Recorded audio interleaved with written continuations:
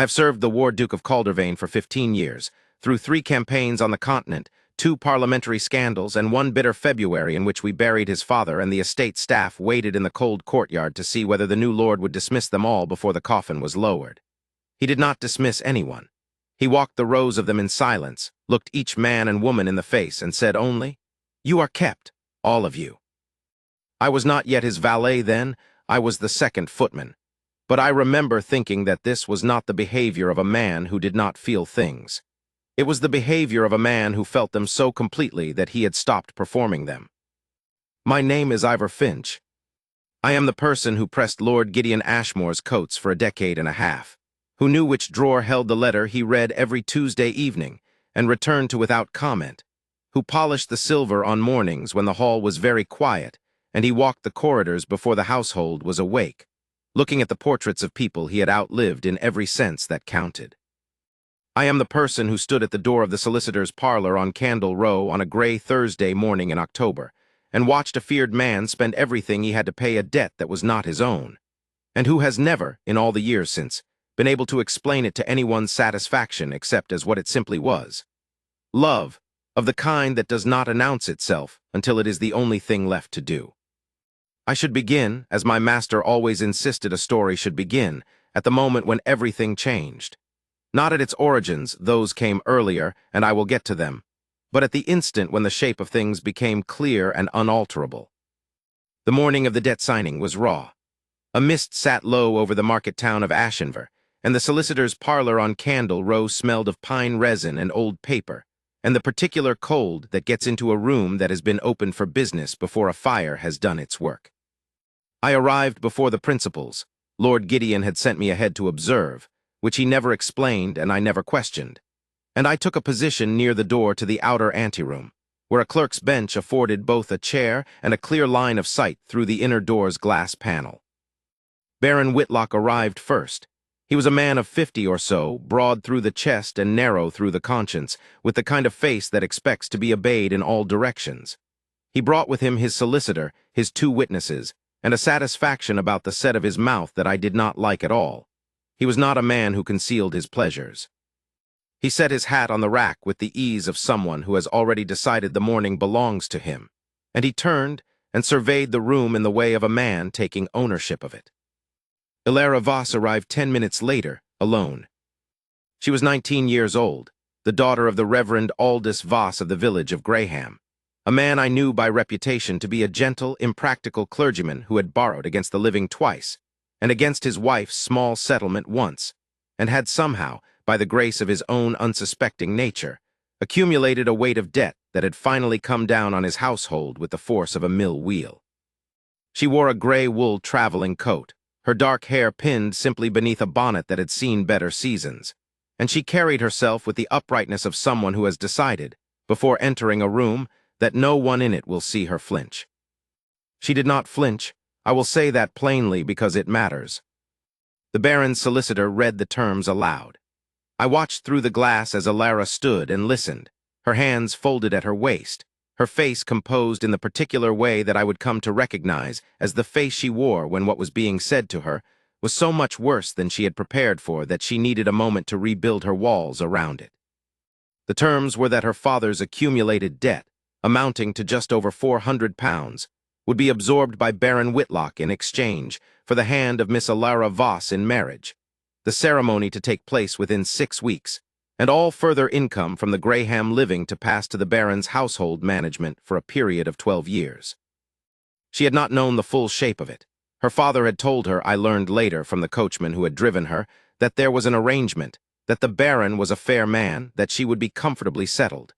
He had said these things and believed them because he was the kind of man who required his beliefs to be comfortable and arranged his facts accordingly. He loved his daughter. He simply loved his peace more, which is a thing men like the Reverend Voss do not recognize about themselves until the bill comes. She stood still for 30 seconds after the solicitor finished reading. The Baron watched her with the interest of a man who has recently purchased something and is waiting to see whether it works. Then she said, very quietly, "I see. May I ask whether the document has already been signed?" The solicitor told her it had. Her father had signed 3 days prior. She said, "Thank you," and turned to face the window. That was the moment I stepped away from the glass panel and went to the outer door to look for my master, because I had been sent ahead to observe, and I had observed enough. Lord Gideon had told me to send word the instant the terms were confirmed. I sent it in the form of my own person, walking as quickly as dignity allowed to the corner of Candle Row, where his carriage waited behind the Chandlers. He was not in the carriage.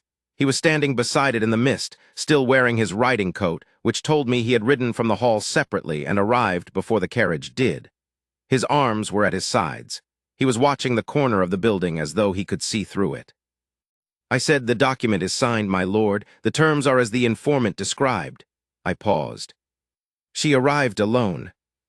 He looked at me once, the kind of look that transfers weight from one person to another, and then he walked toward the solicitor's parlor at a pace that was not quite running, but was everything that running is except the indignity of it. I followed. You will want to know how it had come to this. I will tell you. 2 years and 4 months before that October morning, in the late warmth of a June that felt borrowed from a better summer, Lord Gideon Ashmore attended the Ashenver Midsummer Assembly. He did not attend assemblies as a rule. He attended this one because the Lord Lieutenant of the county had written him a letter suggesting, in the careful language of men who hold county influence, that his continued absence from civic society was being remarked upon, and Lord Gideon had decided that one appearance, properly managed, would render the suggestion satisfied and the Lord Lieutenant pacified for another 2 years. I dressed him for it myself. Black coat, white cravat, his father's watch chain. He wore military bearing the way other men wear mourning coats, as if it had been fitted for him at birth and never taken in. The scar along his jaw, acquired at the siege of a river crossing that need not be named here, had faded to silver. He was not a man people looked at without purpose. He was a man people looked away from briefly before looking back. The assembly was held in the old coaching inn's upper room, candle-lit, crowded with the country families of the district. I accompanied him as far as the landing and waited there, which is how I came to hear, rather than see, the first significant exchange of the evening.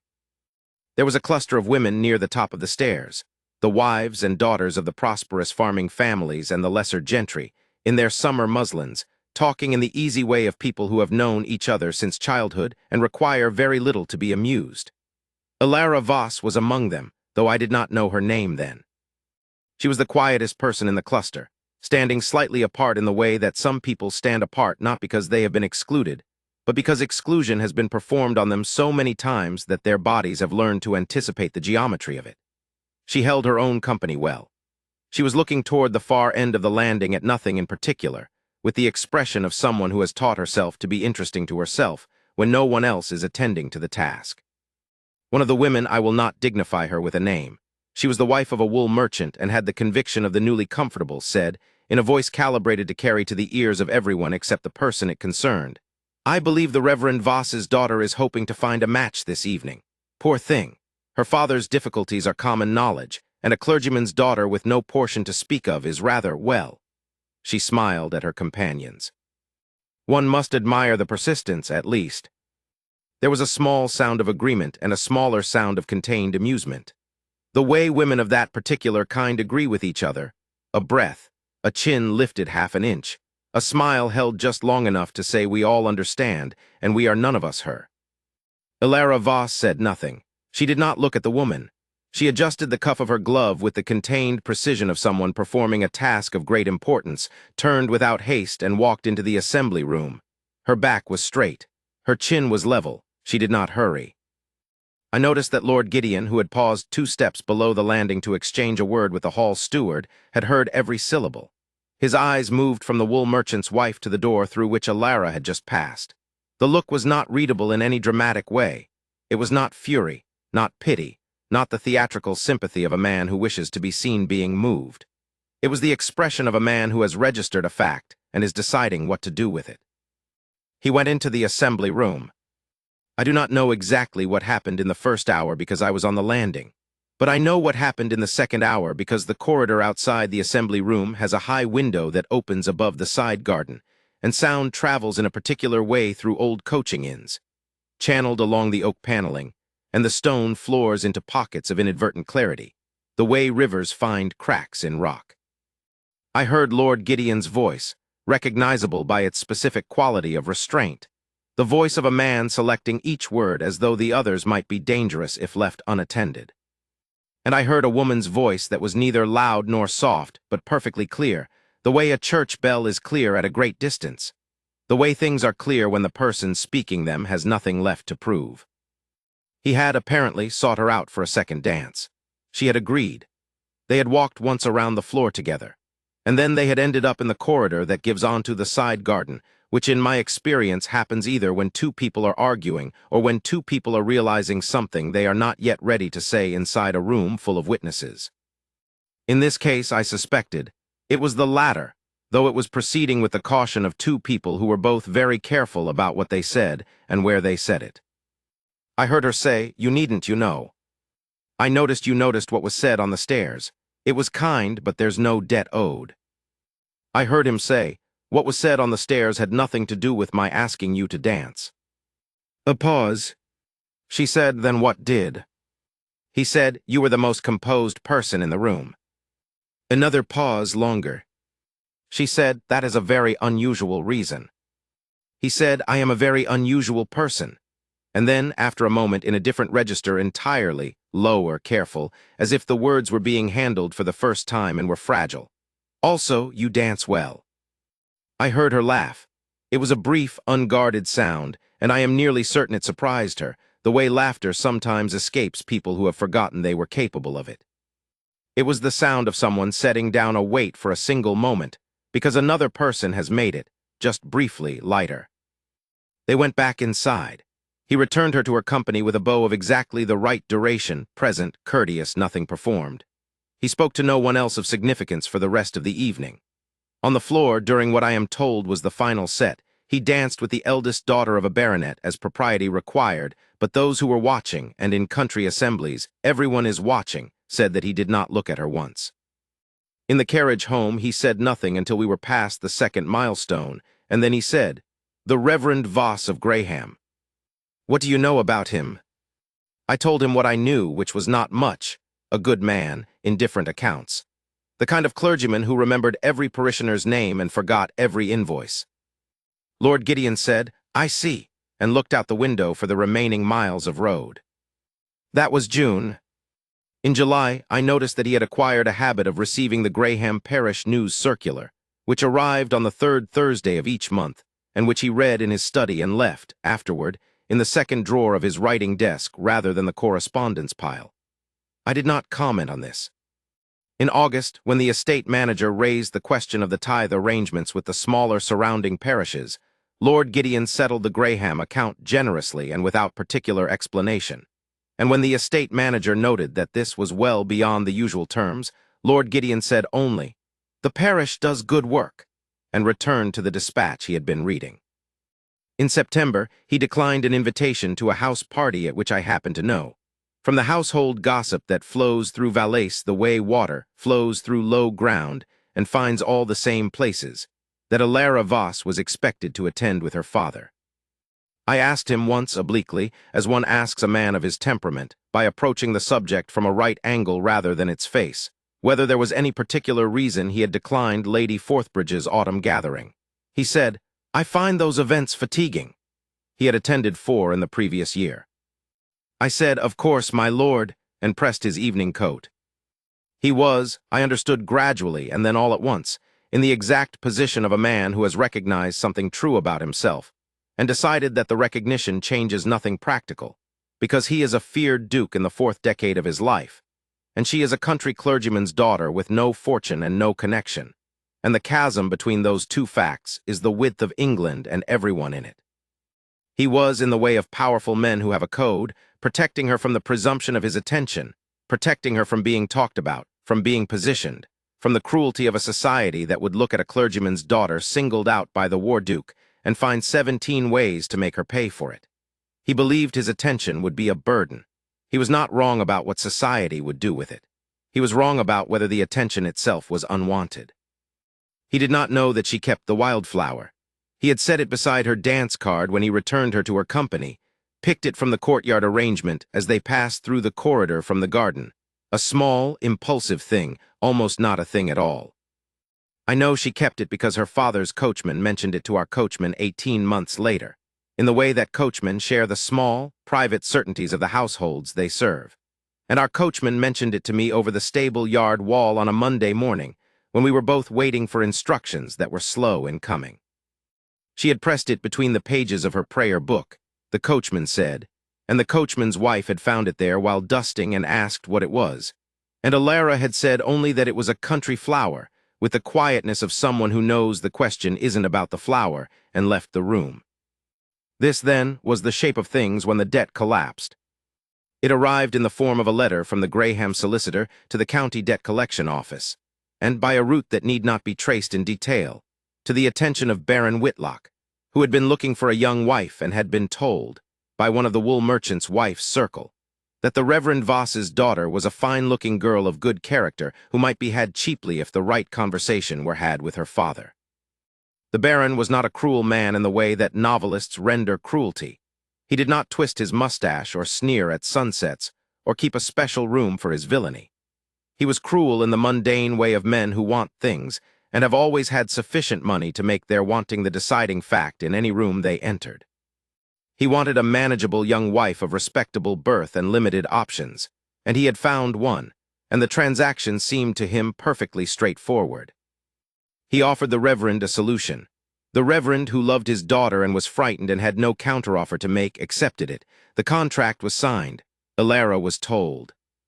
She had 3 days between the telling and the signing ceremony, which she spent, as best I could later reconstruct from various accounts, in her father's kitchen garden, where she pulled up the spent summer plants and turned the soil for winter with a systematic steadiness that her father's housekeeper described as either very calm or very much its opposite, and it was difficult to tell the difference.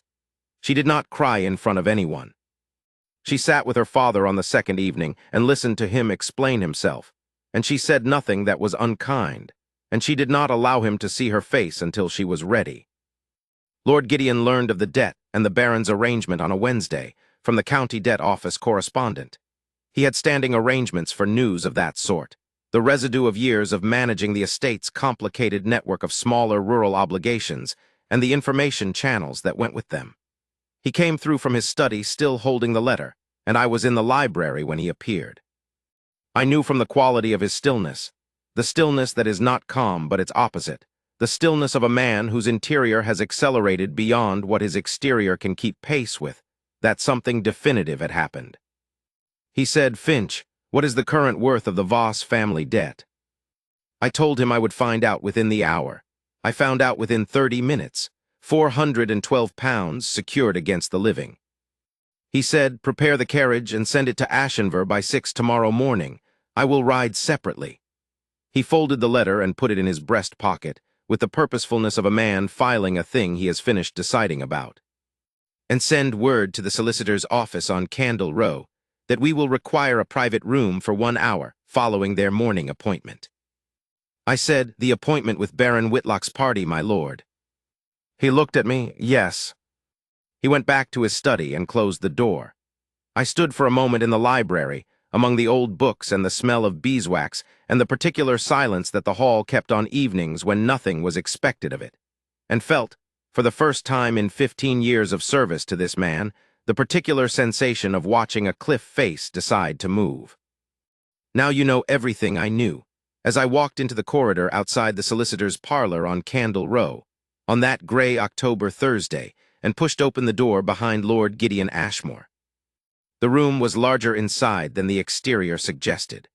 3 long windows on the eastern wall let in a diffuse morning light that did the fire's work without the fire's warmth, and the smell of pine resin was stronger here, and the whole room had the quality of a room that has been the scene of many unwilling agreements and remembers all of them. The Baron stood to the left of the solicitor's writing table, and his 2 witnesses stood behind him with the posture of men who are hired to be present and have learned to be interested in nothing. Alara stood to the right, alone, with her hands still folded and her face still composed, and she was looking at the window. She turned when the door opened. Her eyes moved first to the doorway, then to Lord Gideon. For 2 full seconds, no one in that room said anything. Even the fire seemed to pause, as if someone had drawn a breath and not yet released it. Then Baron Whitlock said, in the tone of a man who has just found a stranger in his dining room and is deciding how offended to be, "Ashmore, what is the meaning of this?" Lord Gideon said, "Good morning, Whitlock." He said it the way he said everything, with the weight of a man who had decided, a long time ago, that volume was an instrument for people who were not certain they would be listened to. "I have come to settle a debt."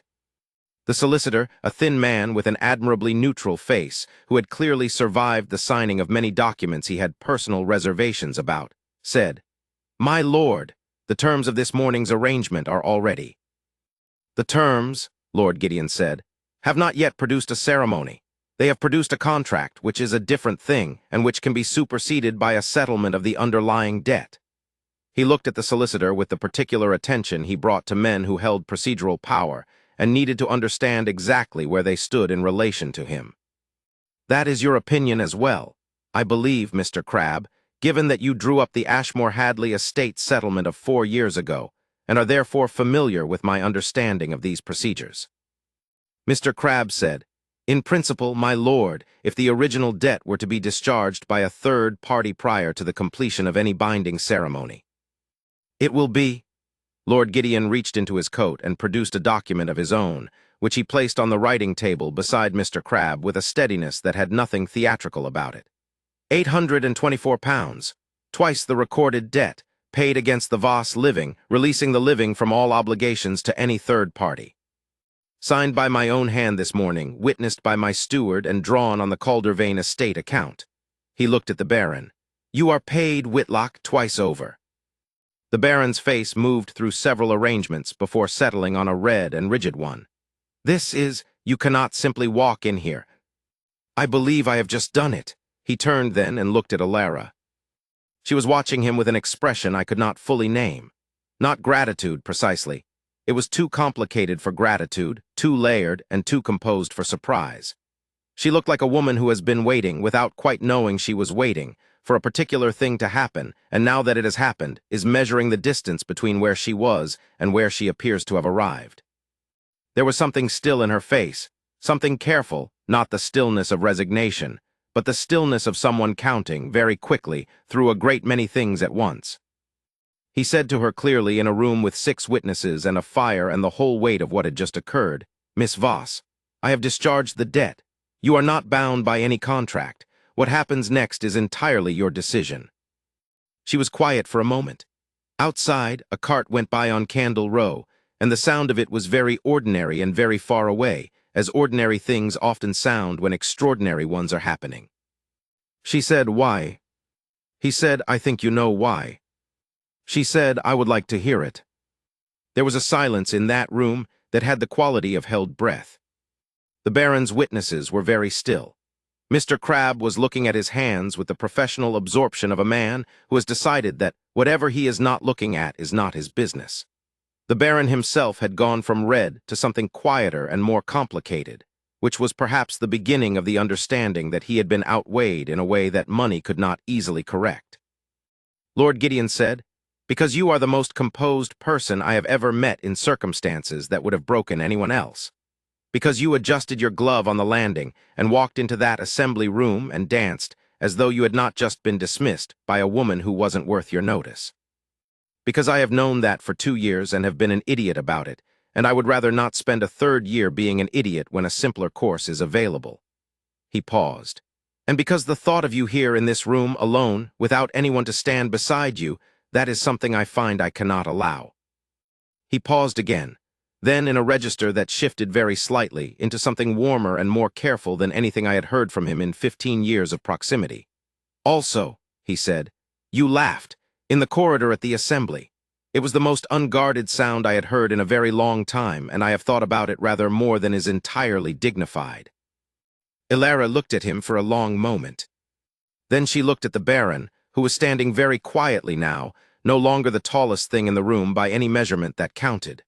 Then she looked back at Lord Gideon. She said, "I would like to go home to Graham and speak with my father."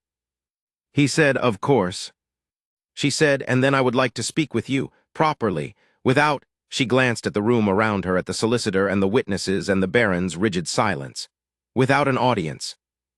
He said, "I will call at Graham on Saturday if that is agreeable." She said, "It is." She crossed the room. She walked past the Baron, who did not speak, and past the two witnesses, who did not meet her eyes, and past Mr. Crabbe, who had the grace to hold the door. In the corridor she paused and looked back at Lord Gideon, and I was standing close enough to see what passed across her face in that moment. Not triumph, not relief, but something quieter and more durable, the expression of someone who has understood, quite suddenly, that the thing they feared had a door in it all along, and that the door had opened inward. She left. Lord Gideon stood for a moment in the solicitor's parlor. Then he turned to the Baron and said, with the economy of a man who is leaving and knows it and wants no mistake made about the nature of the leaving, "Your solicitor will confirm the settlement documents by end of week. Good morning." He walked out. I followed. In the corridor, out of earshot of the parlor, he stopped and stood still for a moment with his hand on the wall. It was the only sign he gave of the effort it had taken, that one still moment, hand against old plaster, the corridor smelling of pine resin and the faint trace of whatever she had worn. Something simple, something that was probably lavender and cold October air and the smell of a kitchen garden at the end of the summer. He stood like that for the length of 3 breaths. Then he lowered his hand. He straightened his coat. He said, "I'll need the gray coat for Saturday, and the good boots." I said, "Yes, my lord." On Saturday, I dressed him as carefully as I had ever dressed anyone for anything. The gray coat, which was not his most formal but was the one that suited him best, that made him look less like a feared duke and more like the man inside the feared duke, the one who picked wildflowers in corridors and read parish news circulars in private, and had kept in the second drawer of his desk a letter I had never been told about and had never asked to see. The good boots, polished to a depth that caught the morning light as though they were trying to deserve it. The watch chain, his father's, which he wore only when he felt that something mattered enough to carry the weight of the dead alongside the living. He rode to Graham. I followed in the carriage. The Reverend Voss received him in the small parlor of the vicarage, and they spoke for half an hour, and whatever was said in that room I was not present for. But the Reverend came out afterward looking like a man who has been simultaneously forgiven and corrected, which is a complicated expression to manage, and he did not entirely manage it. He was pink about the eyes and straight about the spine, and he went into the garden, which is where men of his kind go when they need to be alone with something they are not ready to give words to. Then the Reverend went into the garden, and Alara came into the parlor. I waited in the carriage. Lord Gideon was inside for nearly an hour. When he came out, his face was the face I had seen on him exactly once before, on the morning after the river crossing, when we were 7 miles from the engagement and the worst was over, and he had allowed himself, very briefly and without any performance of it, to look like someone who had survived a thing and was considering that survival as a fact rather than a hypothesis. The face of a man who has done something that required everything of him and has found, to his own surprise, that he had everything. He walked to the carriage. He got in. I said, "My lord." He said, "She will come to Caldervane Hall in the spring for the formal announcement. In the meantime, her father is to receive a quarterly allowance against the estate accounts. She insisted on that being settled first and in writing before any other matter was discussed. She is very particular about conditions." I said, "She seems to know her own mind, my lord." He said, "She knows it better than anyone I have ever met." He looked out the carriage window as we turned onto the Graham Road. The October fields were bare and pale and very still, lying out under a low sky with the patience of things that have seen many winters and expect to see more. She also said something that I would like to remember exactly. He paused. I waited. He said, she said, "I have been sold and overlooked and managed and pitied, and I find I am very tired of all of those things. What I would like, Lord Gideon, is to be spoken to honestly and treated as someone capable of her own decisions. If you can do that, I believe we shall get on very well." He was quiet for a long moment, and then she said, "I remember you picked the flower." The carriage moved on in silence. Outside, the October sky sat low and pearl gray above the fields, and a wind was coming in from the north with the smell of coming rain, and the road was empty in both directions, and the whole of England seemed to be holding very still, the way England sometimes does in the pause between one thing and the next. I said, "Shall I write to the estate chaplain about a spring date, my lord?" He said, "You may write to the estate chaplain about a spring date." I wrote the letter that evening. They were married in April, when the hall's south garden had come into its first crocuses, and the air smelled of turned earth and beginning things. The ceremony was private, 12 guests, and the estate household, which was how she had wanted it, and which he agreed to without any of the negotiation I had expected from a man of his social standing and habit of being the largest fact in any room. He stood at the front of the Caldervane chapel and watched her come up the aisle in a gown the color of new cream, and his face was the face I have described, that look of a man who is containing something too large for the available architecture of his expression. But this time he did not look away from it. He stood in it. She did not look away either. The Reverend Aldous Voss performed the ceremony with a visible trembling in his voice that had nothing to do with age and everything to do with understanding, as men like him understand things, slowly, completely, at the point when they can no longer arrange the facts any other way.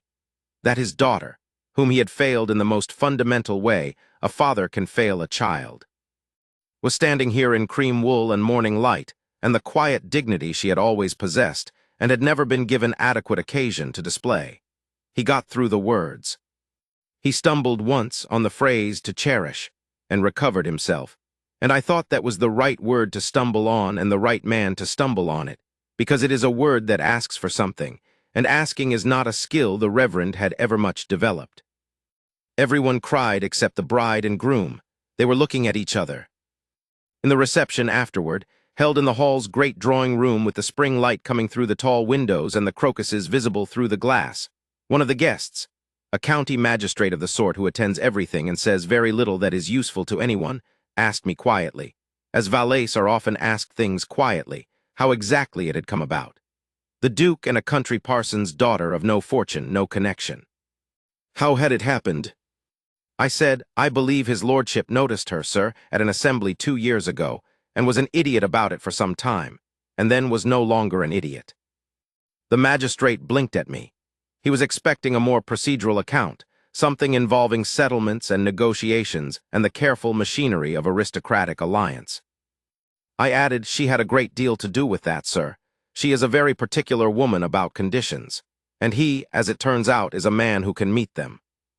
He nodded as though this made sense, though I do not think it made sense to him at all.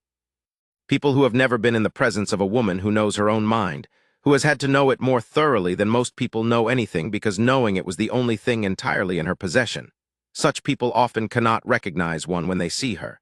They see composure and mistake it for passivity. They see quiet and mistake it for emptiness. They see a woman adjusting her glove on a landing, and they see nothing at all. Lord Gideon Ashmore had seen something. He had seen it from 2 steps below the landing, and it had not left him in 2 years and 4 months, and on a gray October morning he had done something about it.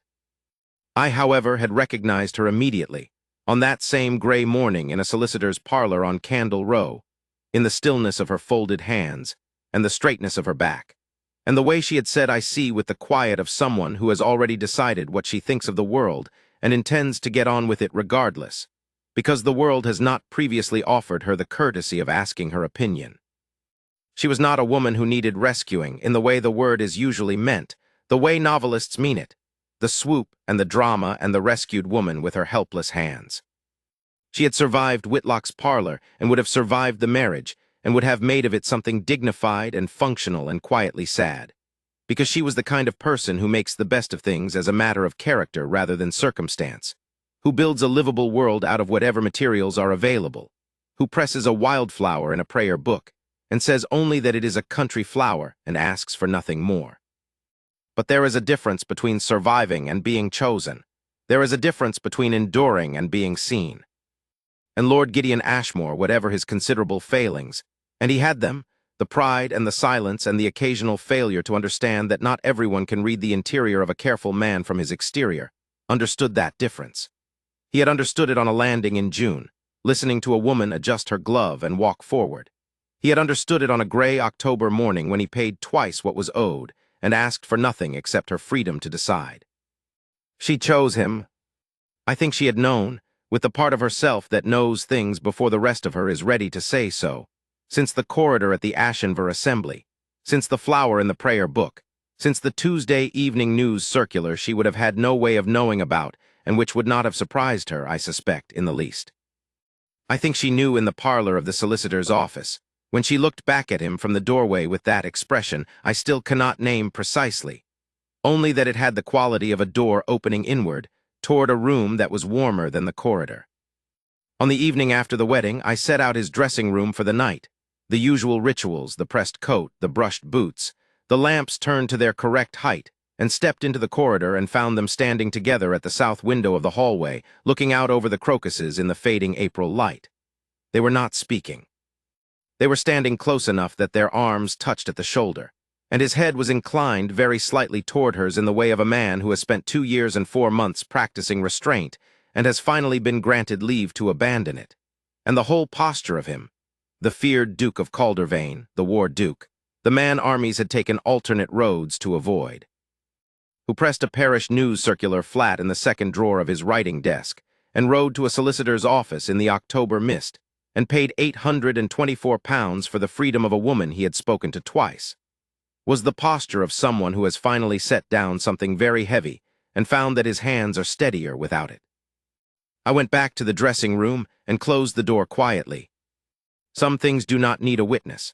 Some things are simply true, and the truth of them is enough, and it fills the house like light, and it is the kind of warmth that does not announce itself or ask for notice, but simply is the way crocuses are, the way spring is, the way a woman adjusting her glove on a landing and walking forward is, quiet, unstoppable, entirely its own. She was, in the end, the most composed person he had ever met, and he, in the end, was the one man who had been worth the composure, who had seen it not as armor but as substance, not as distance but as depth, not as something to break through but as something to stand beside. I have kept his coats pressed for 15 years. I expect I will keep them for 15 more. And I will remember, for all of them, the morning on Candle Row when he walked into a solicitor's parlor, and did the only thing a man in his position could do, which was the only thing, it turned out, he had ever truly wanted to do. He paid the debt, he said her name, he gave her the choice. She chose,